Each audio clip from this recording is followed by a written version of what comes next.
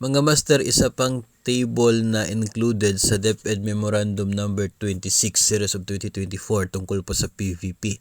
Dito makikita yung number of absences without pay at kung ilan ang dapat na PVP days deduction mo. No, so naka-table po siya from number 0 kung wala ka talagang leave without pay hanggang sa absent ka without pay sa buong period, buong school year. So, meron pong corresponding deduction sa PVP. Makikita po dito. Dapat po absences without pay. Kung ikaw naman ay on leave pero with pay, hindi po counted yon. Walang problema. Walang epekto sa inyo pong makukuha na PVP days, sa inyo pong sahod ngayong school break, kung yung leave mo lang naman ay pareho-pareho na with pay. Tanging yung mga without pay lamang na absences yung meron pong epekto dito. So, yun pong mga matagal na sa service, no, bago pa man yung school year na ito po na table ay para po sa inyo.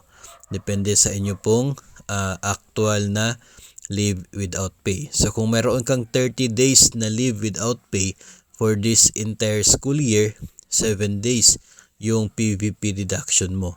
51 days lang dapat yung ma-earn mo na PVP ayon sa table na ito. So, kung meron kang 7 days deduction, provided na mabigyan ka ng kompletong sahod kasi 7 days lang naman yan. So, ibig sabihin nito, buo yung sahod mo sa June and July.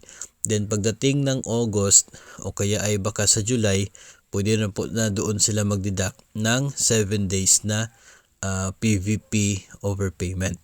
So, ganun po yung mangyayari because meron kang 30 days na leave without pay. So, nakadepende po yung leave without pay, yung mga meron po mga personal leave without pay, no, yun po ay counted dito po. Kung ikaw naman ay mayroong maternity leave, walang problema, basta yung maternity leave mo ay with pay. Hindi po siya makaka-apekto sa inyo pong sahod ngayon pong school break.